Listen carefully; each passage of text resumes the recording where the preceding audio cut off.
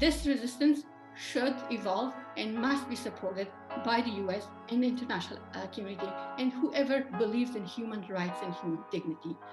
Any form of solution which seeks power sharing or even an ideal accommodation with Taliban through decentralization is not just a moral, but also a political defeat to the ideals of resistance and nation building. Before I even went there, I said, what has to be done for Afghanistan to succeed? And I said it has to be able to feed itself, defend itself, and govern itself.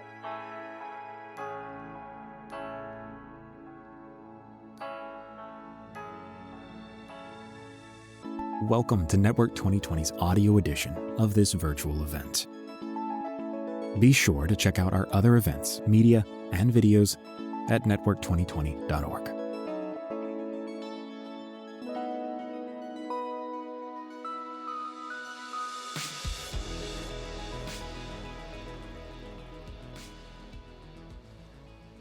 Hello and welcome everyone. My name is Courtney Dogger and I'm the president of Network 2020. It's a pleasure to have three remarkable panelists today and to welcome you all to our webinar on Afghanistan, why and what's next. Obviously, this is a monumental topic with a lot to delve into, and I hope that at Network 2020, over the next few months, there are different pieces of this story that we want to dig deeper into. This is really just a first pass. I think that there's a lot of soul searching that I think those in the US in particular are in need of doing. And then there's also the ongoing story of what's happening in Afghanistan and the region. And so we do want to cover all of that. I'm just letting you know that this is really our first take with so much having happened in the past couple of weeks. So with that, I'd just like to say a little bit about Network 2020. So we are an inclusive international community. We're really focused on bridging the gap between the private sector and the foreign policy worlds. We run foreign affairs briefings like this one online. We do closed sessions for our members with top foreign policy experts. We run research programs abroad. We're launching our first deep dive on China this fall. So we do a lot of different programs. Please do check out our website and follow us on social media. And with that, I will not do justice to the long bios of our panelists, but really just introduce them briefly and let you know why we wanted to invite them. So we have Ambassador Robert Finn, who has a very distinguished career in diplomacy in the Foreign Service, including as US Ambassador to Afghanistan in 2002, so way back in the early days. And so we thought his perspective from the State Department as a diplomat and having been in Afghanistan in the early days was incredibly valuable. He also has spent a lot of time in Turkey, which is also a part of this story as well, as we'll talk about later on. And next we have Ahmed Rashid, who is a journalist. He's from Pakistan. He is literally an author of a book on the Taliban, so is quite an expert and can give us a lot of insight. We invited him here because of that expertise, because of his understanding of the region, because of his the work that he's done both as a journalist and on the ground. So he really will add a tremendous amount to the conversation. And last but not least, we have retired Brigadier General Peter Zwack. We often bring Peter on to talk about Russia, but that is not his sole expertise. He was actually one of the senior intel officers in Afghanistan in 2008, 2009. So a very interesting period, which should provide a different contrast to when Ambassador Finn was there. So those are our three panelists. I'm so grateful to all of them for joining. Just one quick word.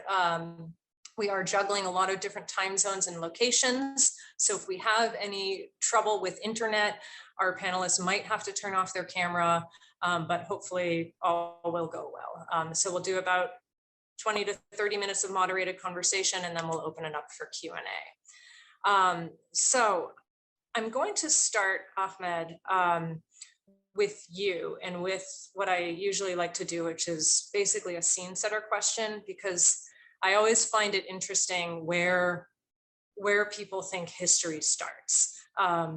often when we're talking about Afghanistan right now, there's a focus on this 20-year cycle. It's the 20th anniversary of September 11th. It's 20 years since the US went into Afghanistan, but often the story begins much earlier.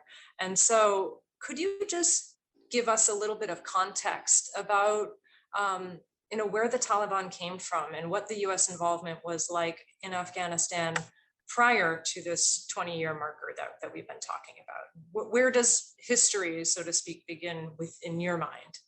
Well, Courtney, the Taliban history begins right after the Soviet withdrawal from Afghanistan in 1989, which was followed by a brutal, bloody civil war for several years between the Afghan warlords and various factions.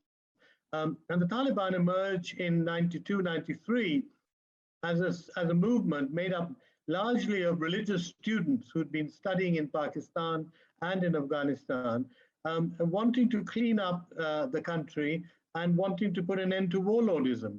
And they initially succeeded very well. They became very popular, and they took Kabul in 96. And then they changed from becoming this sort of do-good, clean up people to be having their own ambitions, wanting to rule Afghanistan. And that's when another civil war starts between the Taliban, who are largely from the south, and the northern minorities, Tajiks, Uzbeks, Hazaras. And that civil war continues basically until 9/11. And it was really brutal and lethal, and with several massacres of hundreds of people. And at that time, the leader of the Taliban was this very reclusive Mullah Omar, who stayed in Kandahar. He never came to the capital, Kabul.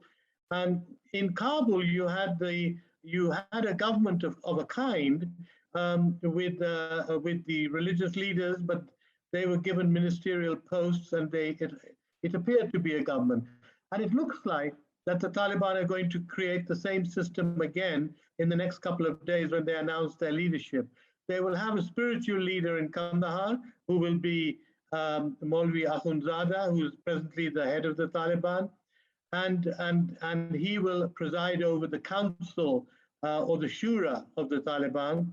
And then you will have a government of sorts in Kabul with the ministries handed out to various factions.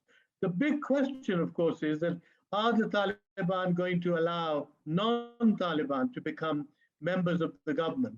Because that's what the foreigners and the international community is looking for, is some kind of plural system rather than a pure 100% Taliban government.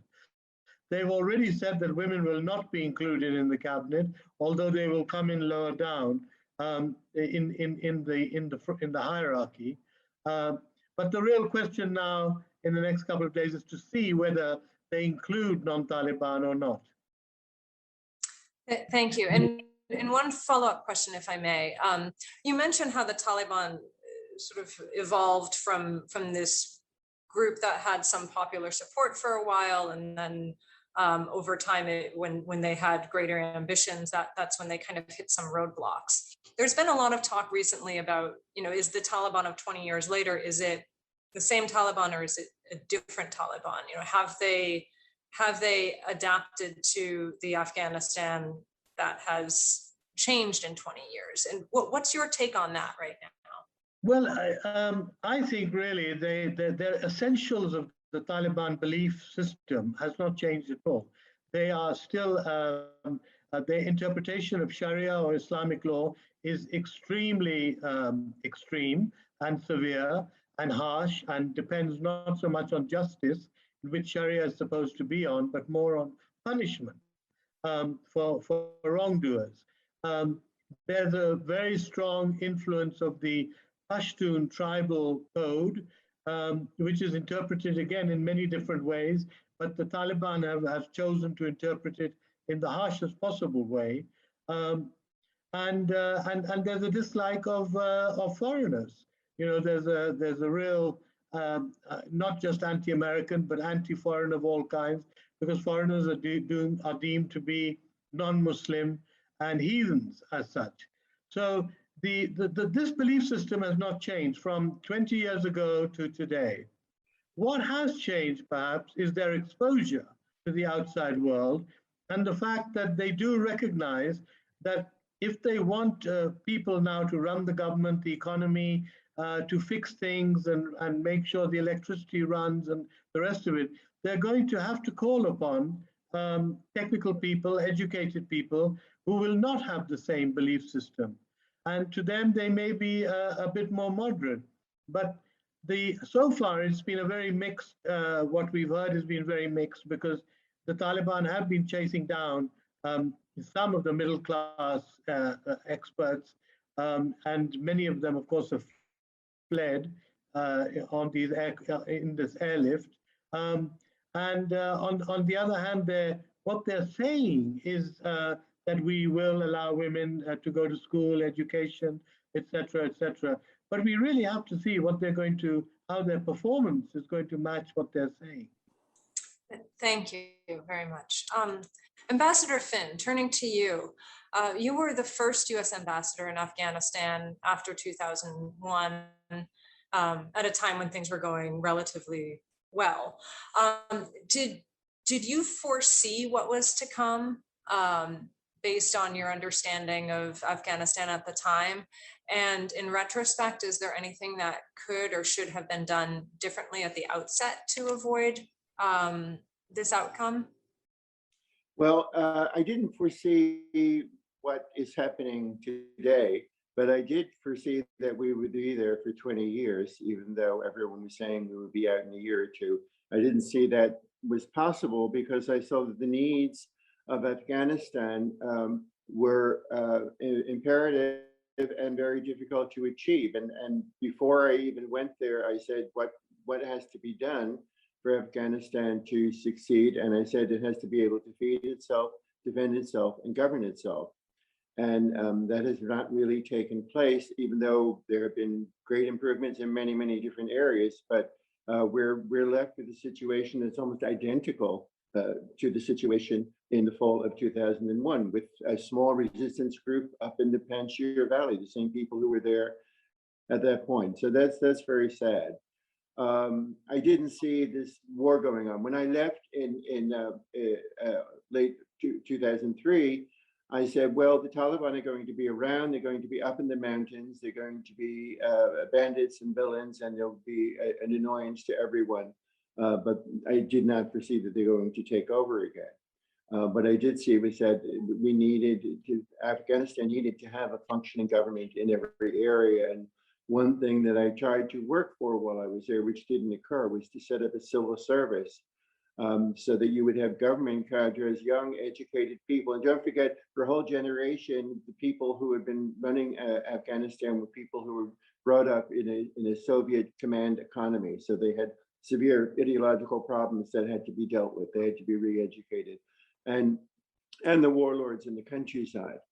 And by not training new cadres, young, educated people, and having them go out to govern the country, there was no alternative but for the local people to go back to the same warlords that they had all along, and that they still have today, because the replacement was never put in place. Now, with the money that was given to Afghanistan, the programs that were brought in, it might have been possible to do something. I'm not saying that it would, and they certainly did try things with the provincial reconstruction teams, but that came in under the aegis of the military, not under the aegis of the civilian government. So I think that was an area where things could have been done. When I was there at that time, and it did get better later, but when I was there, the ministries were readily identifiable ethnically by just looking at the people at the door. If you knew your ethnic groups in Afghanistan, you didn't have to ask which group the minister belonged to, because you could see by looking at the people standing in the doorway what they were. Later on, I understand it got more representative. But that was a problem. You know, these problems began in the beginning, and they were there before then as well. So that was one issue. The other issue, and Dr. Brahimi, who was the UN special rep at the time, has pointed this out already, that at the Bonn meeting that set this system up, everyone was saying everyone is here, but the Taliban weren't there. And how can you have an inclusive government if you don't have people who are running the country until just a few months before? It wouldn't have been easy, and it probably wouldn't have worked out. And the history of Afghanistan is a history of traduction and people betraying one another in internecine fights, on and on and on for centuries. So it certainly wouldn't have been easy, but it might have been a way of getting things more resolved. As Ahmed pointed out, the Taliban started out being good guys in the eyes of many Afghans, and that's still the case. Maybe not good guys, but better than the other guys. So I think, you know, instead of taking the very harsh attitude towards the Taliban that we did take, I think maybe a more nuanced approach could have done better things. And Hamid Karzai, for his part, always referred to the Taliban as the brothers, and he always had a hand open. He was talking to them. He was trying to do something. He had worked with them years before they sort of, you know, turned in the wrong direction. So something was done, but it didn't happen in any formalistic way. And I think that might have made the situation a little bit more manageable. Because don't forget, as rigid as the Taliban are, there are lots of other rigid people in Afghanistan. You know, they're very extreme, but there are lots of other extreme people too. They're not that far away from what many people believe. So there was some room there to do something. And the third problem that arose was the Iraq War. Shortly after it looked like things were okay, then all of a sudden we were going to war in Iraq, a war which turned out to be a needless war. And the Afghans said, "Oh, you know, they're leaving us. They're not here for the long term. So we have to look around and see what's going to be next down the road, because we have to save ourselves." All Afghans are always constantly jockeying for position for survival, because that's the nature of that society, that when you don't have a formalistic Western kind of government that grew up over centuries, you know, why did we have feudalism? We had feudalism because the feudal lords could protect people from the other people who were out to get them. Well, Afghanistan was still in that state. So when we started taking away the resources and started looking over in the direction of Iraq, Afghans started looking around. So those are the things that I noticed at that time. And then a fourth thing, and this is a problem that we always have with the United States, we can only see as far as the next election, and we can't plan for a future. And when you're dealing with a country that was at the very bottom of world standards, you have to plan for long-term things, not for things. The military people, and I'm sure Peter will talk about this, they were always saying that we fought a new war every year for 20 years. We didn't fight a 20-year war. And so and then this is true in other planning as well. The money always came after it was needed. It was never sufficient for the need at that time. So this is not a problem just in Afghanistan. It's a problem across the board in the United States, both domestically and foreign. In Afghanistan, it was a very serious problem. All right, thank you. So inability to create a civil service not involving the Taliban. Yes, yeah, all excellent points, and a lot of them I think that come from that we in the U.S. would need to address ourselves. Peter, turning to you, again, you were a senior intel officer in Afghanistan right when the U.S., you know, this is sort of after we got distracted by Iraq and then started to look to Afghanistan again. What was your take on that counterinsurgency strategy that we employed around that time? And similarly to the question that I asked Ambassador Finn, are there things or were there things that we should have been doing differently at the time? No, thank you, Courtney. Write books about this very quickly. First of all, understanding the nature of the land, the people, the terrain. We're in a landlocked nation in the heart of South Asia. Troops and great civilian NGOs are growing with issues in a high boundary society, patriarchal society, that has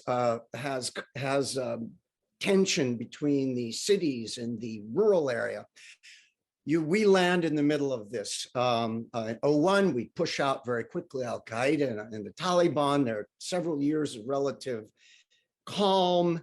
And then the Taliban start to push back. Even before I got there, there were very underreported battles between the Canadians, big battles, terrible battles, down by Jerry Pandra outside. So the mission was turning. One of the problems is because we had gone in originally for the counter-terror mission and then evolved into a nation-building piece, always with a counter-terror flavor. We just didn't have enough people to do a mission like this. And at the same point, we're working hard to build capacity in the Afghan National Army and National Police. You need people out there. You get out into the remote area, pushing back against villages and mountain fastnesses, and the Taliban are little boys. And also, as we're seeing within a few years of the mission, that the Afghan government is beginning to pick up some very, very uncomfortable traits. There's corruption, there's black money. The opium thing is gigantic. We called it $10 a day Taliban because the society, there was a youth movement on and no way to employ a lot of the, especially Pashtuns out there. Then you have the intertribal issues, too detailed. So I don't want to get on too long here, but in the middle of all this, we're under-resourced. We're in the beginning trying to hold terrain. It's hard to do an insurgency. You go into a place, you do whatever you're doing, you throw them out. If you stay, then the locals can feel protected. But if you go in and do something, burn down poppies and leave, that becomes an eradication campaign, and you just build more Taliban. And so it's too big a mission.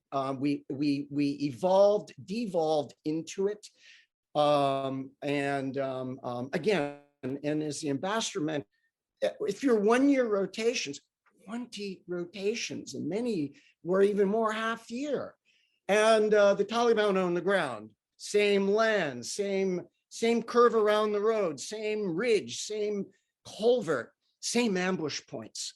And this went on with this, and it went on with us.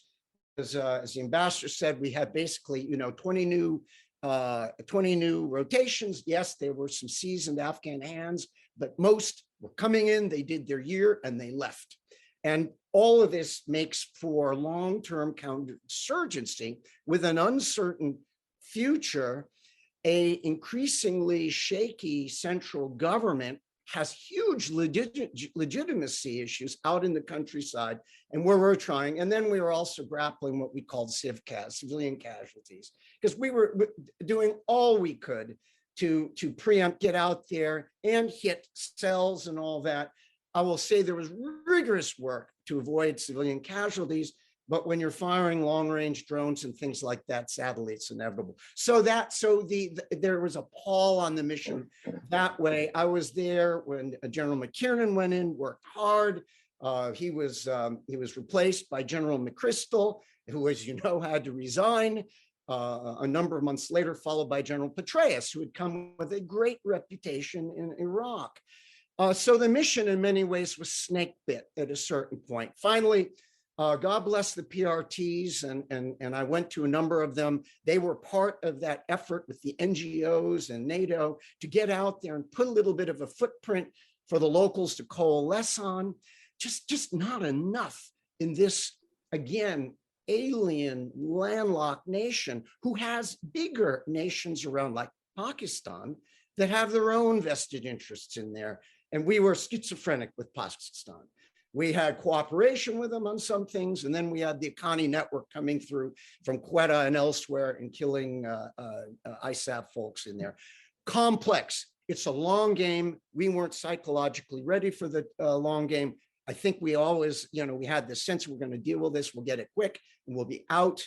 And we got mired. A lot of good intentions, which led us to where we are today. Thank you. You brought, Yes, okay, I am unmuted. You brought up two points actually that I was trying to decide which direction to take the conversation in next, because I know that we're getting a lot of questions in the Q&A box. You brought up Pakistan, but I think I'm going to just stick with the Taliban for one moment and turn to you, Ahmed. And you touched a little bit on this earlier, but right now the Taliban is, they're in charge. They're now faced with governing a country that has a huge humanitarian crisis. There's cash crunch. There are a lot of issues right now. And at the same time, the international community is facing this question of how do we recognize or not what is happening in Afghanistan. So what do you see happening going forward? How does the Taliban govern in this situation where they're renew to power and they have a lot of huge problems on their hands, and also both this a hesitancy to turn to the international community for help, and at the same time an international community that's reluctant to recognize them. So how do they maneuver? It's going to be very difficult, without a doubt. I mean, you pinpointed, I think, a very important facet of this whole relationship. The Taliban know that they will have to improve their performance on human rights if they want access to the West. On the other hand, what is even more important to them is to get off the terrorist list. At the moment, the Taliban leadership, or most of it, is on a terrorism list, which is held by the United Nations and separately by the Americans. And you're not going to get loans and money and aid until you get off that list, because the world doesn't give money and grants to groups who are called terrorists. So the first thing is that they have to do that, and to do that, they have to get rid of the terrorists already in Afghanistan who are not Taliban. These include Pakistani groups, Central Asian groups, Chinese groups, and of course Al-Qaeda and the Al-Qaeda leadership, which is still there.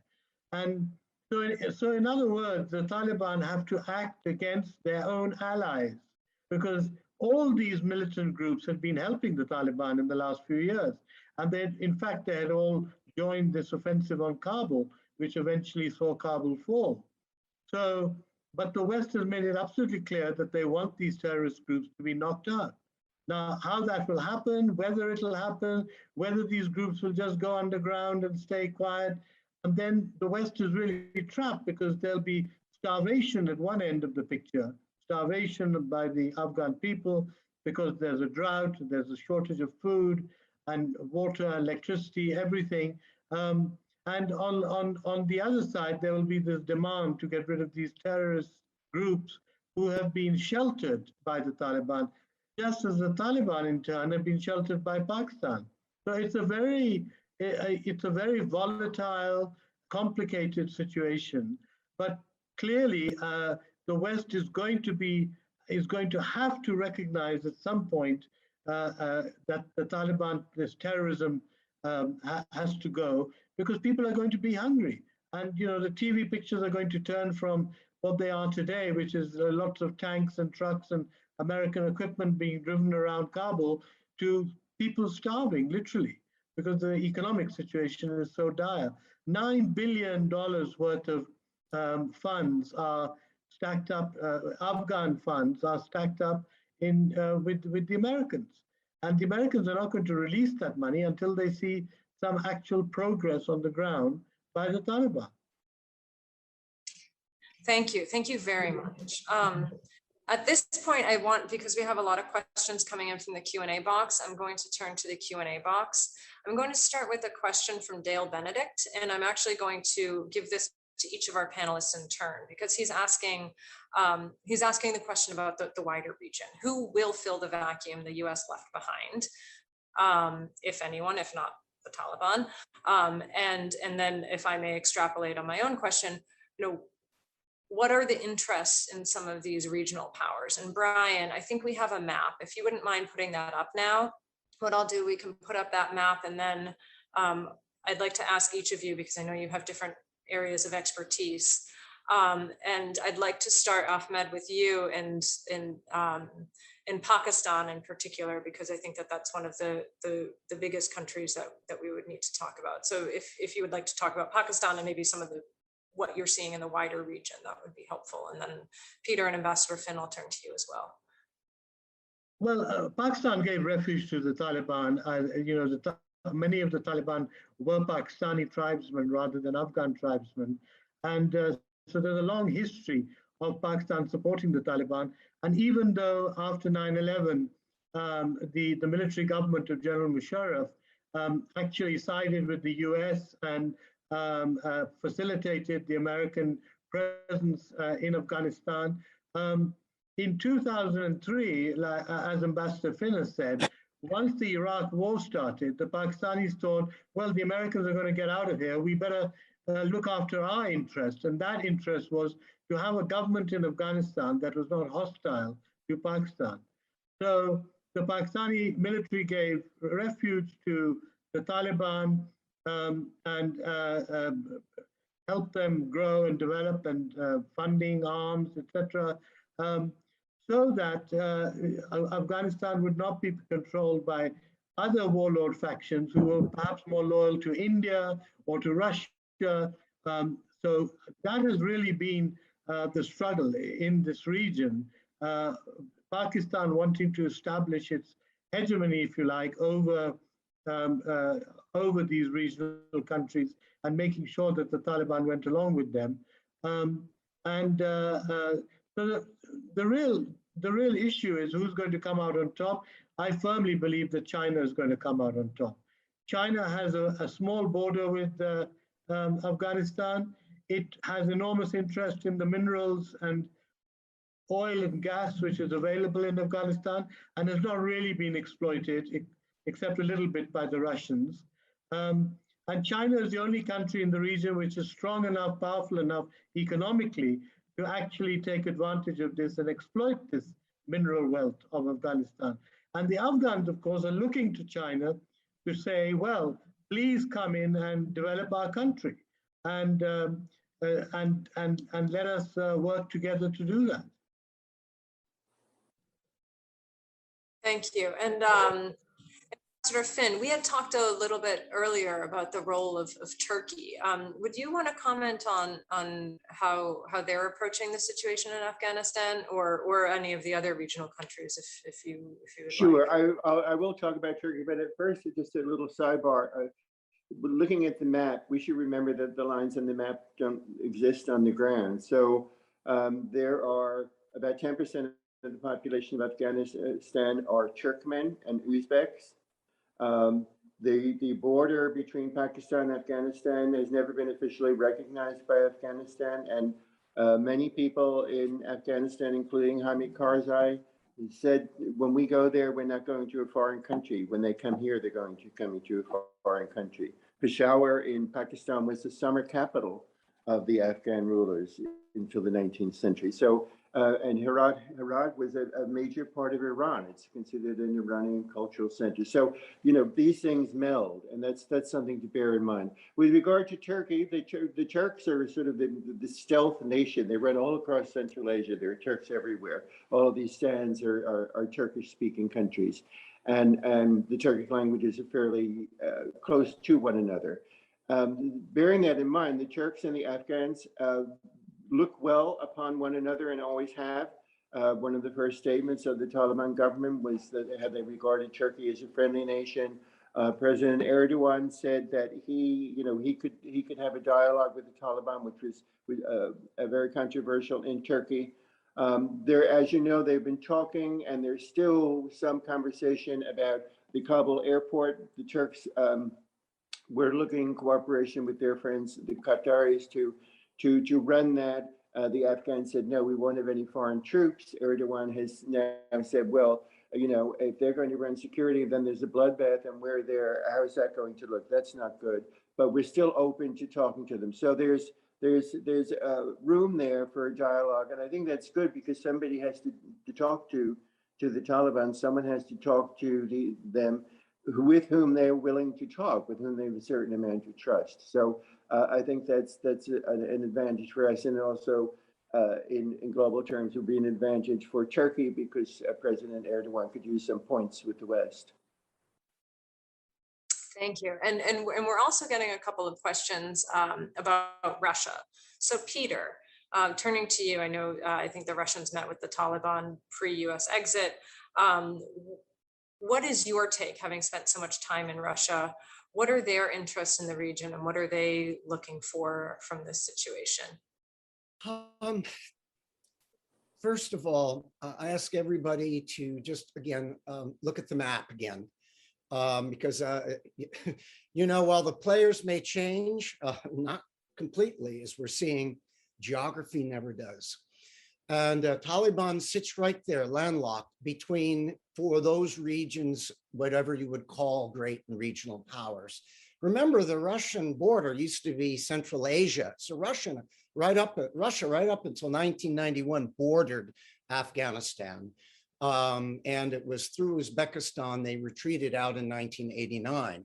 But Russia was also, I mean, what it makes this extraordinary is constantly concerned about the actions and activities to its south, its own expansion and imperialism. The British were there. Can you believe it? We were there. Look at it in the map. So you have the Russians today. They actually, it was unpredictable and maybe cynical in ways, but they supported the northern supply route in the early days of the ISAF mission. We were able to fly from Frankfurt and all that over Central Asia into Kyrgyzstan and Uzbekistan. And the Russians were, whatever reason, they're okay with it. But over time, as the situation has developed, they wanted us out, even though I believe there's a side of them that like us in, because it sapped us over the last 20 years. Russia today, Russia, in talking to, Russia always believed that the mission will fail. The fail meaning a credible, centrally governed government and society. And they basically, I believe, in their what you could call dalliance or relations we read about in recent years with the Taliban. One, there is great power competition. Anywhere the United States are putting major equity and it bumps up against the Russians, they're going to interfere and compete and make it difficult. And that's sort of, and that's one aspect of it. But two, they believed the fall of Afghanistan was inevitable, and they wanted to be sure that they had links in with the guys that they thought were going to win. And that has played out. And third, and this is probably what's happened in the last couple of weeks out at the airfield, has maybe slightly edited their thinking, but they're also preparing for a collapsed Afghanistan, which is still possible, and the furies of jihadism, migration, drugs, crime, flooding into what you would call their interests in Central Asia. By the way, they have interests, but we don't support the concept that that is a sphere of influence, but certainly interest. And they do believe that, especially jihadism peace, and that it takes root in there, destabilizes these countries, and then even worse, can create problems in southern Russia, in the Caucasus, where there's a large Sunni population. So there's a lot going on. Finally, there's sort of the new age great game of jockeying and balancing going on, and Russia will certainly be playing in that. You've got Russia, who has decent relations with India, who has an interest in Afghanistan because Pakistan has a big interest in their enemies.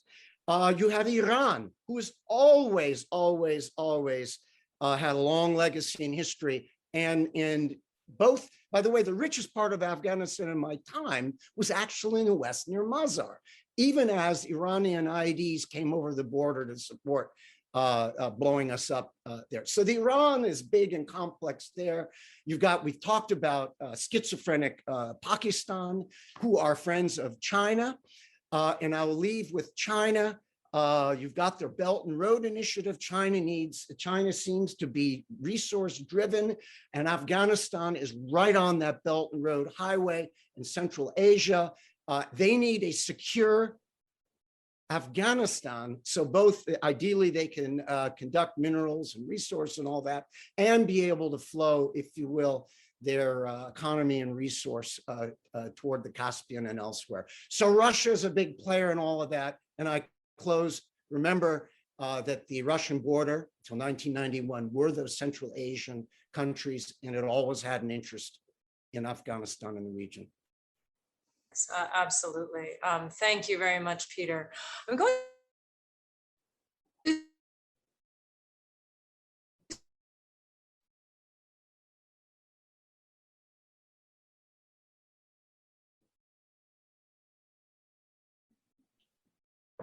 something a little unusual now. So we've talked a lot about the Taliban. We've a friend of Network 2020 who is on the call. She is from Afghanistan. I'd like to just ask her to say a few words. So Avesta Nasir, are you here? If you are, I'd love for you to unmute and just give a little bit of perspective from the ground, if you wouldn't mind. Yes, thank you, Courtney, for giving me the time. Thank you, everybody, for being in the event. And with all due respect to all the panelists here, I'm having a quite different view, and I see myself as a representative of the new generation of Afghanistan. I live in Toronto, and with what's happening in Afghanistan, I have been so much under pressure. My family's there, so I have started to having some cough issue, and that happens at any time I go through emotional pressure. So if I cough, please forgive me. I'll try not to. So I'm gonna be very brief as I can, to kind of say our perspective of why it happened this way and what's gonna be next. So I'll try to be as brief as possible. I agree with one thing Joe Biden has said so far. Afghanistan is not a nation and never has been. Apart from being a racist and disgraceful and aiming it to belittle and disrespect the people of Afghanistan, this can be also argued as a reality. But I do not agree with the second part of his sentence, which says the war in Afghanistan was never about nation building. This part is quite delusional. First of all, becoming a nation or nation building is not a phenomenon. We all know that, but it's a continuous process. In this country I live, in Canada, nation building project is not complete. The province of Quebec and the native peoples, for example, do not see themselves as part of the Canadian nation. And none of the Afghanistan neighboring countries are nations. And most of the Middle East and the Islamic world, the nation building project started in early to mid 20th century, like Turkey, Afghanistan, and Iran, Afghanistan under Amanullah Khan. These three countries developed and started implementing their nation building projects by what's known as majority rule over minority, by elimination, forced migration, and suppression of minority groups. In Afghanistan, Amanullah failed to do what Ataturk did in Turkey. And there are so many reasons behind his failure, the most important of which, in our view, is that there was and is not a majority group in Afghanistan. All ethnic groups are minority. So all through the Soviet occupation of Afghanistan, the Soviet version of nation building project was also based on Pashtun ethnocentrism, the way that Amanullah was trying to do. Fast forward to the US invasion in 2001 and the Bonn Conference, the US also relied upon those people whom it thought could complete that nation building project. Again, the Pashtun ethnocentrists. And I can give examples, but I don't think we have time for it. I'm gonna pass. In 2014, the US suspiciously made Ghani the president after an outrageously fraudulent election. John Kerry appointed him as president by forming what's called a national unity government, through which the Afghan constitution was sent to the garbage. The so-called election in 2019 was an absolute embarrassment, not just to Afghanistan, but to all those nations who call themselves democratic. Yet the US recognized it and accepted Ghani as the president. Ghani showed his real face as the most notorious Pashtun ethnocentrist throughout his 7 years of administration. He was a kleptocrat, not a technocrat or a state builder, as he claimed. He built his version of kleptocracy with one political goal, the continuation of Pashtun political and military hegemony in Afghanistan, which resulted in the total meltdown and fragmentation of the state. He centralized the power as much as he personally appointed low-ranked police district chiefs paving the way for the handover of the country to the Taliban. Everybody asks why military didn't fight. Military didn't fight because he didn't allow them to. He made sure that every single provincial governor or head of the military is someone from his own circle, those who prevented the foot soldiers from fighting. So I dare to say that the collapse of the Afghan state today is the result of a Pashtun ethnocentrist nation building project that the Americans tried to implement. By now, it should be clear to all that the Taliban is an ethno-Islamic fascist group. Its ideology constitutes a mixture of Deobandi Islam and Afghan ethno-nationalism. This character is crystal clear from the Taliban's constituency, their rank and file, their middle rank who occupy the administrative positions, their leadership in Kandahar, Kabul, and Doha, and their sympathizers and advocates. But the anti-Taliban constituency, what is known as the resistance to, led by Ahmad Massoud in Panjshir Valley, fights for and represents the opposite character. I personally see him as the representative of my generation. This resistance should evolve and must be supported by the US and the international community and whoever believes in human rights and human dignity. Any form of solution which seeks power sharing or even an ideal accommodation with Taliban through decentralization is not just a moral, but also a political defeat to the ideals of resistance and nation building, because it legitimizes the Taliban and its ideology. I do not agree with Mr. Rashid, who just said that, just to wait to see whether the Taliban let non-Taliban Afghans to take part in the government. It's ironic. We should wait for a terrorist group to let us govern alongside with them. Even NATO's requesting Taliban to commit to their agreement and not let other terrorist groups in Afghanistan, as well as Germany's hand on opening German embassy in Kabul, are absolutely ridiculous because it further legitimizes the Taliban. So yes, we are defeated, but instead of hoping for making peace with a terrorist group, the people of Afghanistan have already started boycotting them by seeking exile. Let me tell you, Pashtuns do not represent majority, never have done, and not all Pashtuns are Talibs or ethnocentrists. We want our land, our country back, either through full-fledged federal confederation like Switzerland, or separation between those of us who believe in human rights and dignity and women's rights, and we make 70+% of the Afghan population, including ordinary Pashtuns, and those who do not believe in any of these things, and they are the Taliban and the Pashtun ethnocentrists. So right now, the fact that the US portrays ISIS-K as the biggest threat also legitimizes, also giving legitimacy and new normalcy to the Taliban. We shouldn't forget that ISIS is not sent over by al-Baghdadi or Zarqawi. ISIS-K is just another branch of the Taliban with a black color flag, most of whom are non-Pashtuns, political dissidents coming from Central Asian states. Taliban even brought former aide of bin Laden yesterday to Kabul, Amil Haq, and there's a rumor that he will have an important role in the Taliban's administration. My final remark, let's not advocate. When I'm saying not, I say it with all capital letters. Let's not advocate for a new normal in peace, neither with the Islamofascist Taliban, nor with the Pashtun ethnocentrists like Karzai, Ghani, Ahadi, and many more. Thank you. Thank you, Avesta. I know this has been a very difficult time for you. I appreciate your remarks, and thank you, panelists and audience, for that, for listening. Obviously, I think that there's a lot that we can dig into in future webinars. If there's anything that the panelists would want to react to in that, please do. Otherwise, I'll get a few more questions in before we close.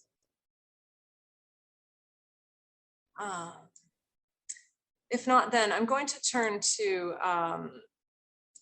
a question from Joanna Voschowski, and this is for you, Ahmed. In the book, The Great Game, Peter Hopkirk describes the difficulty for the 19th century Great Britain of maintaining alliances with Afghan tribal leaders who switched allegiances frequently. Will the Taliban have such a challenge? Yes, absolutely. I mean, there is going to be a resistance to the Taliban. It will come from non-Pashtuns and Pashtuns, and I'm pretty certain about that. And we've seen some demonstrations of reaction against the Taliban already. in some of the major cities. So it's not going to be smooth sailing at all. I think there's going to be a lot of unrest, and maybe not an insurgency as such, but certainly a lot of unrest. And the Taliban are going to handle that probably in a very aggressive way, because that's the way they have always viewed any kind of opposition.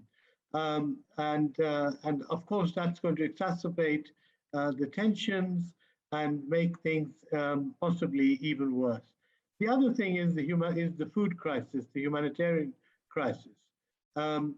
Afghanistan desperately needs food, and it desperately needs a fair way of dishing out that food, distributing it. If the Taliban are going to take control, we are going to be in the same mess as we were before, because what we need are the NGOs, the United Nations, and some of these bodies to be given the responsibility by the Taliban and by the international community for distribution of aid. If that doesn't happen, then this aid is going to be wasted as much as earlier aid was wasted in Afghanistan. Well, speaking of aid,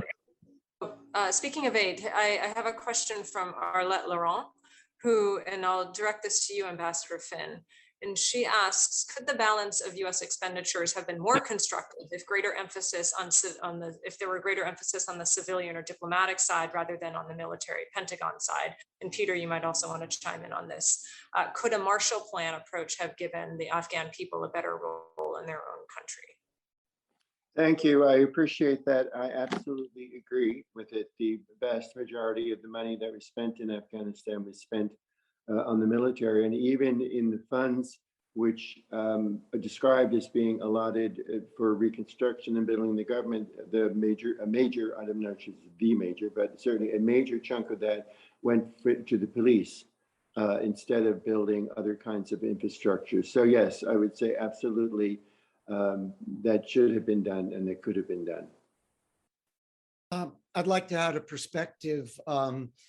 In the immediate couple of years after the Taliban was pushed out, there was a lot of, if you will, reconstruction and aid money that came pouring in from all over, whether U.S. coalition and NGOs. And the military at that time, their mission was to provide safe and secure so that folks out in the hinterland, but also in the cities, could work with that. But I think over time, the deleterious effects of so much money all around, washing around in the country, started to create the issues that we've talked about, creating safe and secure issues, which created the need to keep plussing up the military. And then we go off on our preemptive strikes and counter strikes. And the Taliban, meanwhile, is gaining strength from an increasingly anxious, angry, if you will, rural population, and we know the result. The military just didn't come in incredibly, hugely endowed. This was always a team effort. But as the insurgency got heavier, indeed, the military got more beefed up, which increased in many ways the insurgency. Peter, if I can just add to what you said, the real issue was that for 2 years after 9/11, 2.5 years, there was complete peace in Afghanistan. There was no insurrection. There was no Taliban. They were all crushed. And at that critical moment when U.S. military and aid and NGOs, etc., were needed, they were all zapped off to Iraq to fight the war in Iraq. And that was the crux of the whole issue. And once the American troops left to fight in Iraq, the Taliban began a revival, and they were helped by friendly allies, Iran, Pakistan, and others. But they revived, and then they started their insurgency. So, in the 2 years that you're talking about, there was incredible progress. From the bottom up, schools and hospitals and clinics and women were coming out, and et cetera, et cetera. It was a very, very inspiring time at that point to be in Afghanistan and to see all this happening. Thank you. Thanks for all those perspectives. I'll try to get in one more quick question and then do maybe a little bit of a lightning round if we have time. We have a question from Kyle Marston, who asks, how do the panelists evaluate the Qatari role as a potential mediator between the Taliban and the international community? Ahmed, do you just want to comment on that quickly, the role of Qatar? Well, I think Qatar has been immensely helpful Qatar had its own political reasons for doing this. It didn't want the mediation to go to Saudi Arabia, with which it was at odds, and nor did many of the Taliban want the Saudis involved. And Qatar's role has been, extremely productive, I think. And the generosity of the Qataris to host hundreds and hundreds of people for months on end, and they've exposed the Taliban also to a different lifestyle of how people live and how people, and that I think has been, I hope that has been useful for the Taliban to see that, there's another way of living apart from just fighting for extreme views. Thank you for that. Before we wrap, we have just a couple of minutes left. I'd like to just turn to each panelist in turn and just see what is it that you are going forward. What is it that you're looking to see right now? What are some sort of major milestones that you might see in terms of the future development of Afghanistan, in terms of the Taliban's ability to govern? What is it that you're paying attention to and looking for right now? Ambassador Finn, can I start with you? Yeah, well, I like all of us, I'm hopeful that they will have a more inclusive and a slightly moderate government. Everyone in Afghanistan has learned a lot in the last 20 years, and that includes the Taliban. We can see that the sophistication of their attack and of their cohesive message they gave, they're not the same people they were.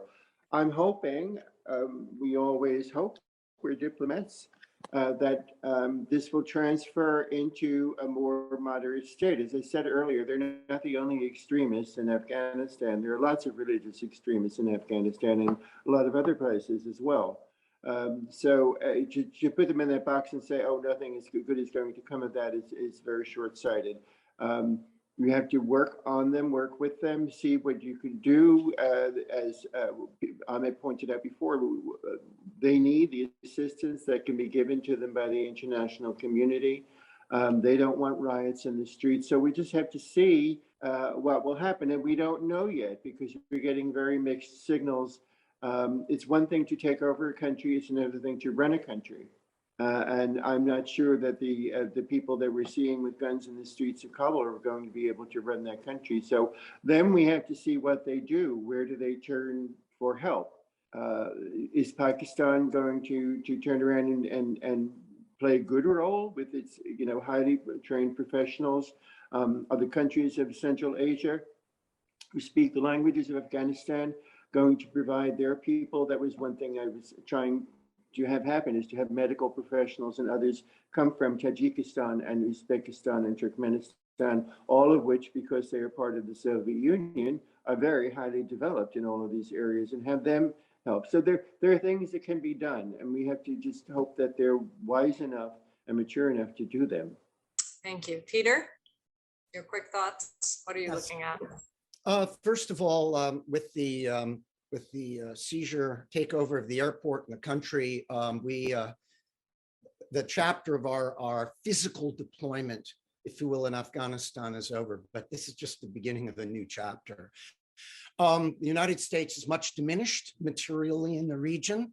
It still has its influence and its diplomacy, its economy, and those are going to matter, especially to, I believe, the Taliban, who live everywhere between the dark ages and maybe a more enlightened leadership based on Doha and the things that we're talking about. They're going to be in a balancing game.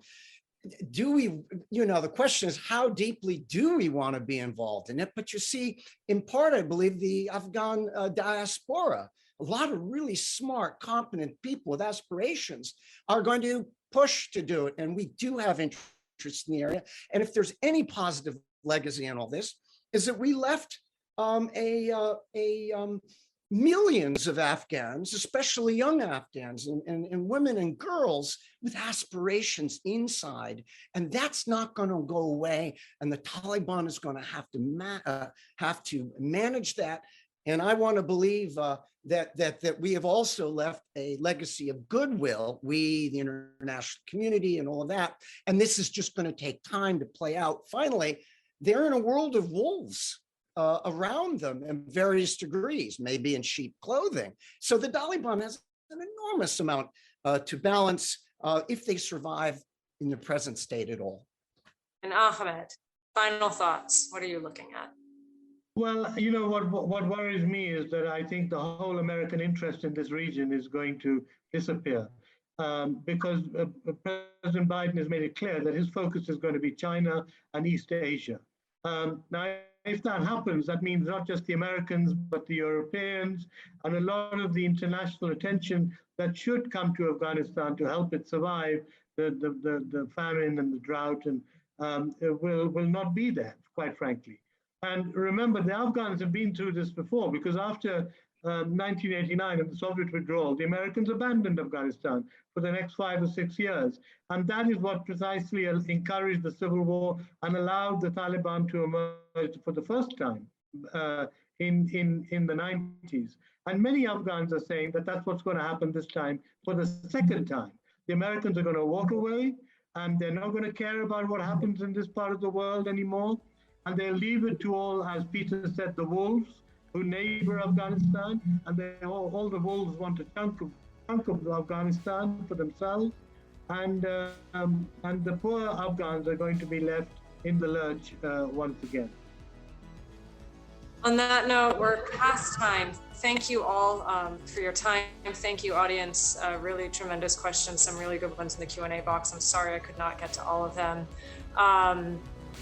We hope to have more discussions along these lines. I think that there's a lot to talk about. Thank you for listening to Network 2020's audio edition of this virtual briefing. Click on the link in the description below to view all of our upcoming events and find out how you can become a member and gain access to our members-only benefits.